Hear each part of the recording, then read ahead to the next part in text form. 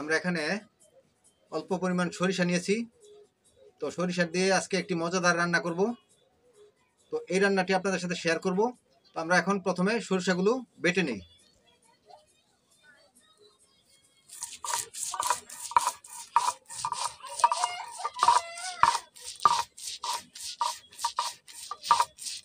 সরিষাগুলো শিলপাটাতে করে বেটে নিচ্ছি।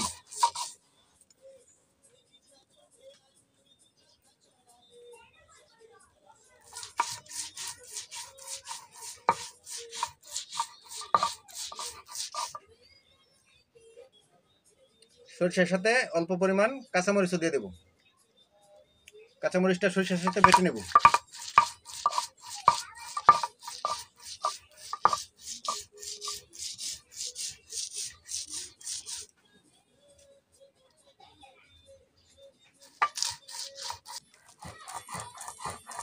আমাদের সরিষাগুলো সবগুলো বাটা হয়ে যাচ্ছে, আর অল্প কিছু বাকি আছে। এবার আমরা সরিষাটা বেটে নিলাম। তো সরিষাগুলো বাটা শেষ হয়ে গেল। এখন সরিষাগুলোকে একটা বাটিতে উঠে নেব।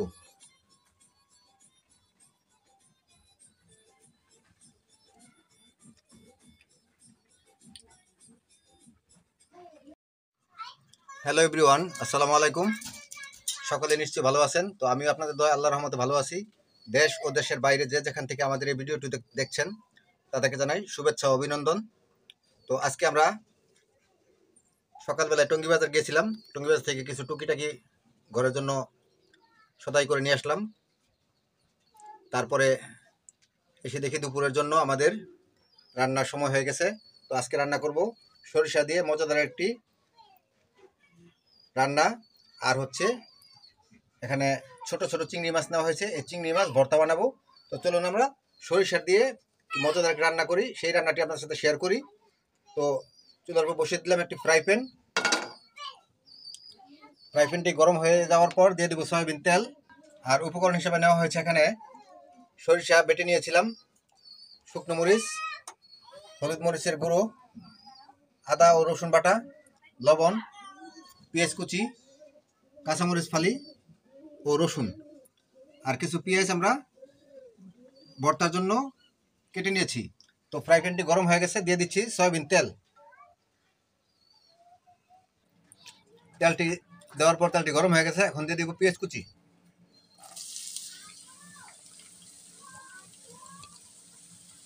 পেঁয়াজ কুচির সাথে কাঁচামরিচের ফালিগুলো দিয়ে দিলাম।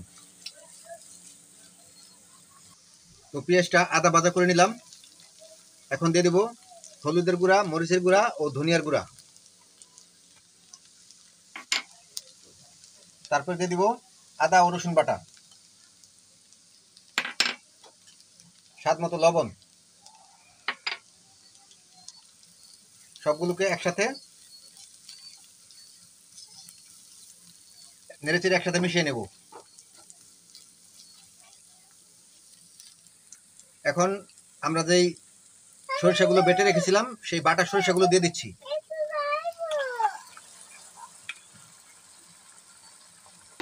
বাটা সরিষাগুলো দেওয়ার পর ভালোভাবে নেড়েচেড়ে মশলাটায় কষিয়ে নেব।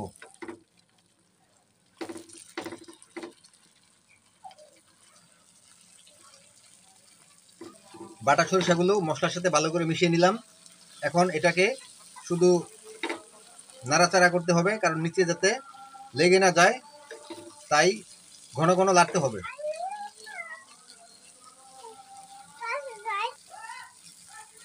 কিছুক্ষণ পর পর চামচ দিয়ে, খুরচুন দিয়ে নেড়ে চেড়ে দিব, যাতে করে নিচে পোড়া না লেগে যায়।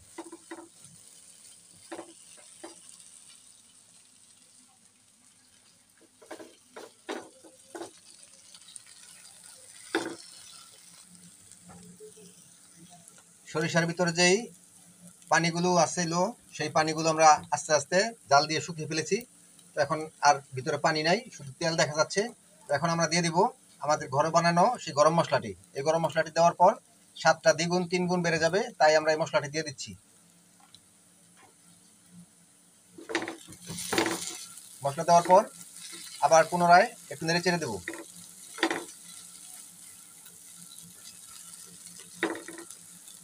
সরিষা বাটা দিয়ে মজাদার একটি রান্না, খেতে হেভি স্বাদ লাগবে, গরম ভাতের সাথে খেলে হেভি স্বাদ।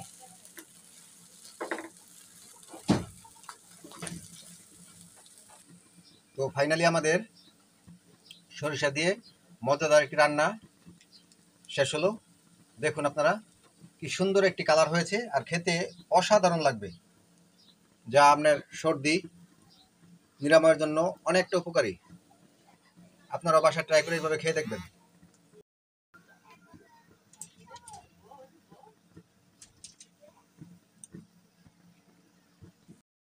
আর এদিকে আজকে সকালবেলায় টঙ্গী বাজার চলে গেছিলাম, টঙ্গী বাজার থেকে কিছু কবিতরের খাবার নিয়ে আসলাম। এটা হচ্ছে কবিতরের খাবার, আর এখানে আছে গমের ভুসি। এটা হচ্ছে হাঁসের খাবার, গমের ভুসি নিয়ে আসলাম। আর এটা হচ্ছে গিয়ে চিড়ার কুড়া, এটাও হাঁস এবং মুরগির জন্য। আর এখানে 2 কেজি ধান নিয়ে আসছি, যেহেতু আমার হাঁসগুলো ডিম দিচ্ছে, ধান খাওয়ালে নাকি ডিম অনেক দিন পর্যন্ত দেয়। এটা আমাকে এক বড় ভাই বলেছে যে ধান খাওয়ালে ডিম দেয়, তো তার জন্য ধান নিয়ে আসলাম। আর এটি হচ্ছে ডালের বড়ি, যাকে বলে ডালের বড়ি দিয়ে মাছ দিয়ে পাকালে খুব মজা লাগে শীতের দিন খেতে, সেজন্যই ডালের বড়ি নিয়ে আসলাম। আর এটা হচ্ছে মুরগির ফিড, যেহেতু মুরগিগুলো ডিম দিচ্ছে তার জন্য ফিড নিয়ে আসলাম। আর এটা হচ্ছে আমার যে বায়োফ্লক ট্যাঙ্কিতে তেলাপিয়া মাছ আছে, এই তেলাপিয়া মাছের জন্য খাবার, মাছের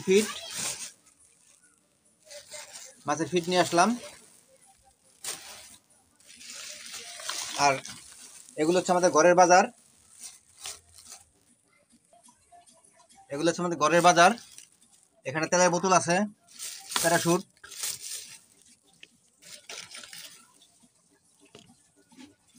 হুইল সাবান,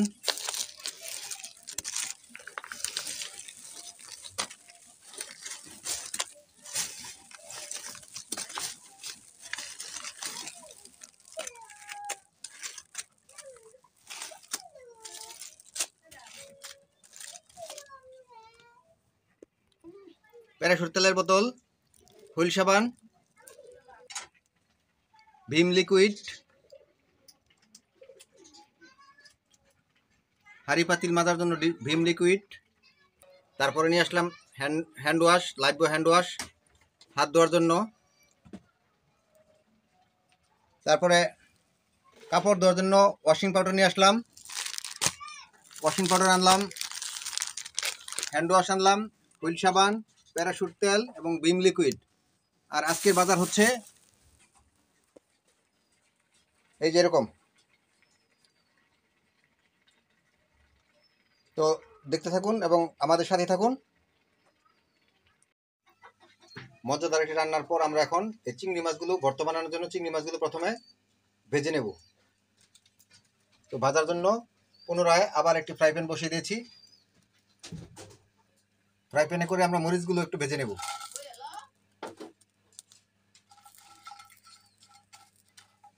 মরিচগুলো ভাজা হয়ে গেছে, এখন মরিচগুলো নামিয়ে নেব। তো এখন আমরা চিংড়ি মাছ ভর্তা বানানোর জন্য পেঁয়াজ এবং রসুন ভেজে নেব।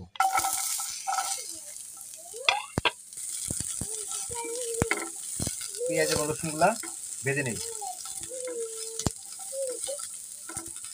এদিকে আমার আরেকটি মুরগি ডিম পাড়ার জন্য এখানে বসছে।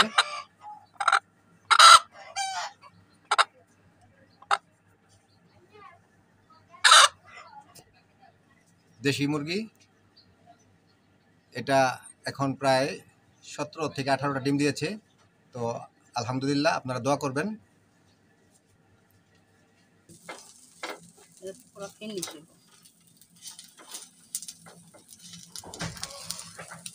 নেড়ে চেড়ে রসুন এবং পেঁয়াজগুলো ভেজে নিচ্ছি। পেঁয়াজ এবং রসুনগুলো ভাজা শেষ হয়ে গেছে, এখন এটাকে নামিয়ে নেব।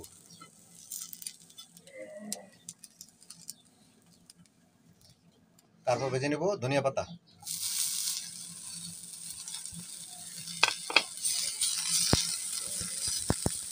ধনিয়া পাতাগুলো নেড়ে চেড়ে ভেজে নিলাম। এখন ধনিয়া পাতাগুলো নামিয়ে নেব।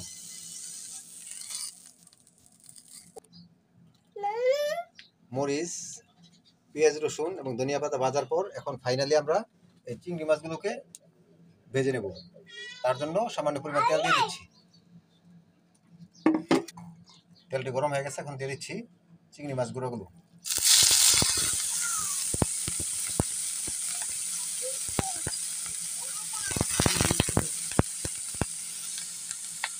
চিংড়িগুলো ভাজার জন্য সামান্য পরিমাণ হলুদ গুঁড়ো দিয়ে দিচ্ছি, একটা কালার হওয়ার জন্য। নেড়ে চেড়ে মিশিয়ে নেব।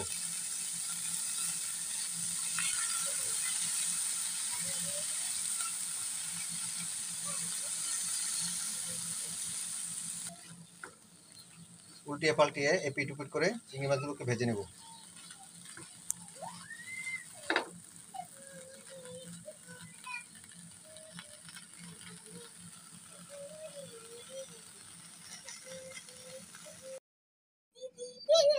তো এখন আমরা চিংড়ি মাছগুলো ভেজে রেখেছি, পেঁয়াজ, রসুন, মরিচ এবং ধনিয়া পাতা। তো আমরা এখন এই চিংড়ি মাছগুলোকে ভর্তা বানিয়ে নেব। প্রথমে আমরা মরিচগুলো লবণ দিয়ে বেটে নেই।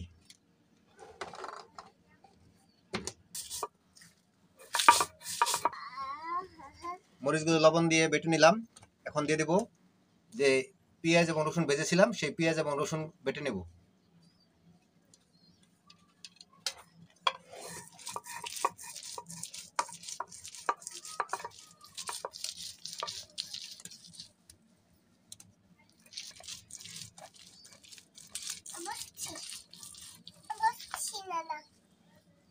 বসে থাকো। পেঁয়াজ এবং রসুন বাটার পর এখন দিয়ে দেব ধনিয়া পাতা। এই ধনিয়া পাতাটাও বেটে নেব।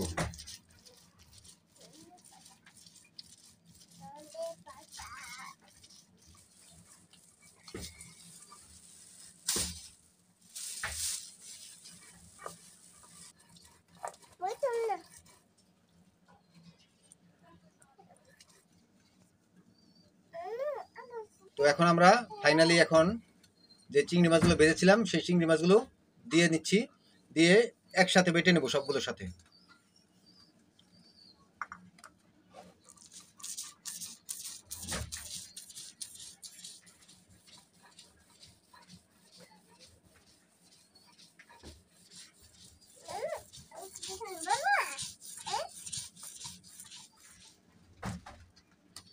তো ফাইনালি আমাদের চিংড়ি মাছের ভর্তাটি করা হলো।